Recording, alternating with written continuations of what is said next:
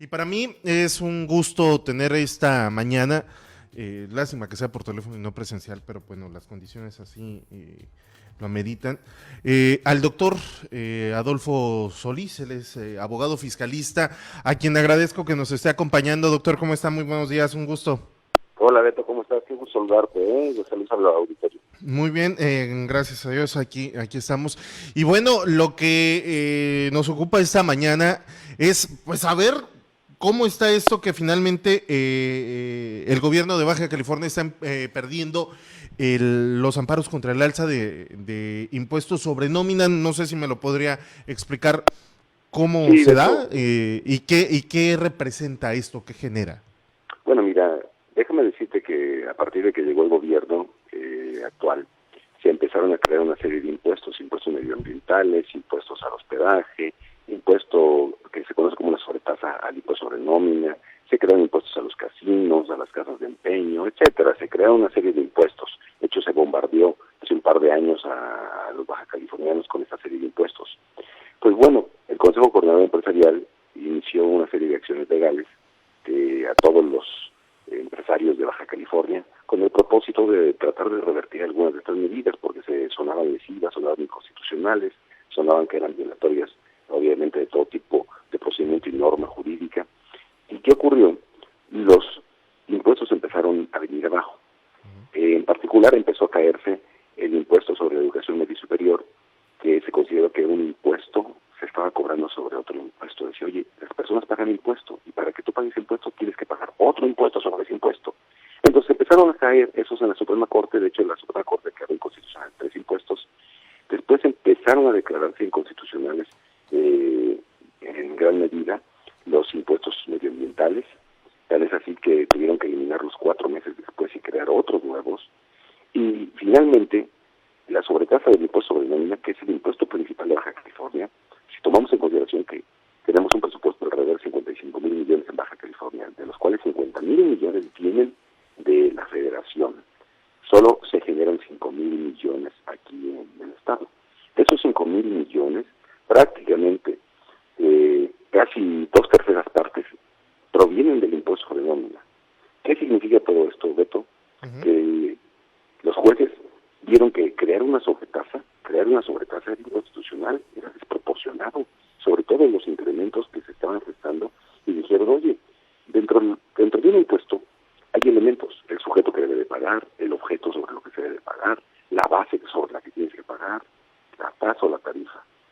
Pero ellos crearon una sobretasa, es decir, otra vez, un impuesto Un sobre impuesto otro sobre otro impuesto. otro impuesto, aunque tuvieran la misma naturaleza, aunque fuera del mismo tributo, pero dijeron, ¿sabes qué? Hay una sobretasa injustificada que no cumple con principios de proporcionalidad y de progresividad. Y por tanto la declararon inconstitucional, y la mayor parte de los jueces en el estado ya lo hicieron. Y lo importante de esto es de que ya incluso la propia Secretaría de Hacienda de aquí del gobierno del estado de Baja California ya está regresando los cheques a las personas de esa cantidad que se pagó por esa sobretasa. Y lo más importante es que ya no les pueden aplicar a ellos, los amparados, ese incremento. Van a tener que pagar sobre la tasa original. ¿A partir de cuándo queda ya nulo este pues intento de cobro de parte de las autoridades de Baja California? Bueno, para todos los que se ampararon, va a quedar con efectos una vez que cause la sentencia firmeza.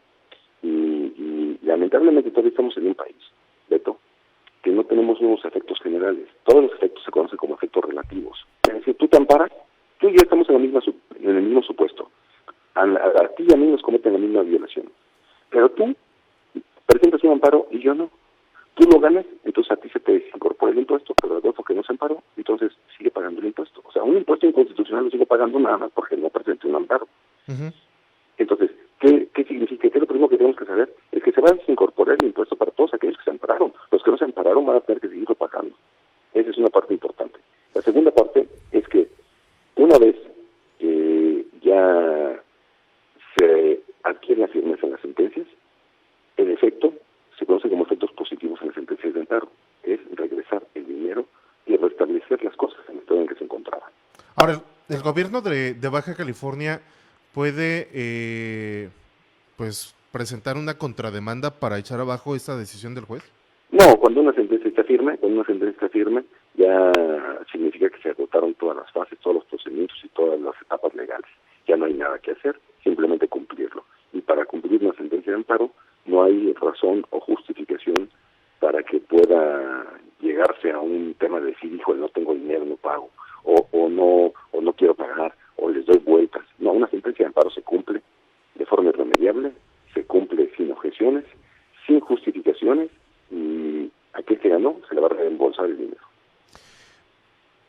Ha sido un gobierno controversial en muchos aspectos, pero enfocándonos al tema de buscar atraer recursos por cualquier forma y que veíamos que pues esta decisión de este gravamen fue fugaz, fue hecho sin pensarlo, por calificarlo de alguna manera, pero no podríamos esperar una acción otra diferente con tal de que el gobierno del estado busque más hacerse de recursos. Estamos en la recta final. Hay que recordar popularmente en nuestro país cada fin de gobierno, el último año se le conoce como el año de Hidalgo y buscan hacerse de recursos, y más este gobierno que es tan corto de 2 años únicamente comparado con como han sido los anteriores de 6 años.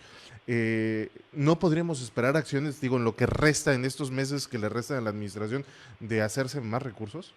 Ya no se va a poder, porque todos los impuestos deben entrar en vigor al ejercicio siguiente. Entonces, si se creara en este periodo un impuesto, tendría que entrar hasta el siguiente ejercicio, no puede ser intra-ejercicio, ¿de acuerdo?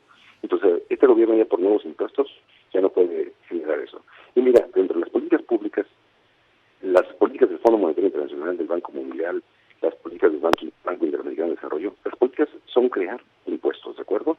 La Organización para la Cooperación y Desarrollo Económico tiene como finalidad crear impuestos. Es decir, la creación de impuestos es una política universal. Que los gobiernos quieran tener más recursos es una política universal. Que el gobierno federal quiere cerrar brechas de evasión y elusión fiscal es una política universal.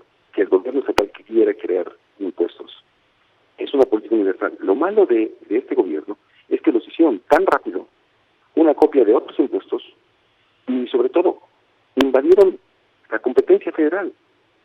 Y cuando invades y violan la Constitución, el destino de este tipo de impuestos pues se viene abajo. Es decir, a alguien le dijeron, oye, necesitamos recaudar más, y alguien dijo, ¿sabes qué? Pues voy a crear 20 impuestos de esta naturaleza, de este tipo, que lo vi aquí o lo copié allá, o creo que lo puedo cobrar. Entonces, esa premura, esa mala confección normativa, es la que está provocando hoy, en términos concretos, que estos impuestos se vengan abajo. Ya está a punto también de salir los impuestos medioambientales, todos los impuestos a las gasolinas que se crean, que se venga abajo también ese impuesto. Entonces, creamos impuestos, los cobramos, y ahora los tenemos que regresar. Entonces, eso nos debe de enseñar como experiencia para aquel que sea gobernante hacer buenas leyes, para los legisladores, para cumplir con normas normativas, con normas estrictas en el ámbito legislativo, y para los ciudadanos que sepamos hacer valer el derecho cuando haya violaciones. A ver si ahora el gobierno del estado tiene los recursos para regresar ese dinero, ¿no? Bueno, pues es que lo que pasa es que ya no es opcional, van a tener que provisionar, en este o en el siguiente, pero lo van a tener que provisionar, sí, porque incumplir con una sentencia de amparo implicaría simplemente la destitución del funcionario público que no pague y su consignación ante un juez federal. Bueno, muy bien. Le agradezco mucho, doctor Adolfo Solís, por este espacio que nos brindó, y pues una buena noticia para el contribuyente, en este caso, de estos sectores que eran los que más afectados se estarían viendo de haber procedido este gravamen. Les mando un fuerte abrazo, un saludo a todos y bendiciones. Nos vemos a la próxima. Muchas gracias, doctor Adolfo Solís, abogado fiscalista. Pues ya lo sabe, finalmente un juez determinó que era improcedente este nuevo impuesto que entraba en diciembre del 2019 y que más de 300 empresas presentaron juicios de amparo, y que precisamente el doctor Adolfo Solís encabezó este colectivo, por llamarle así, para quienes buscaran ampararse.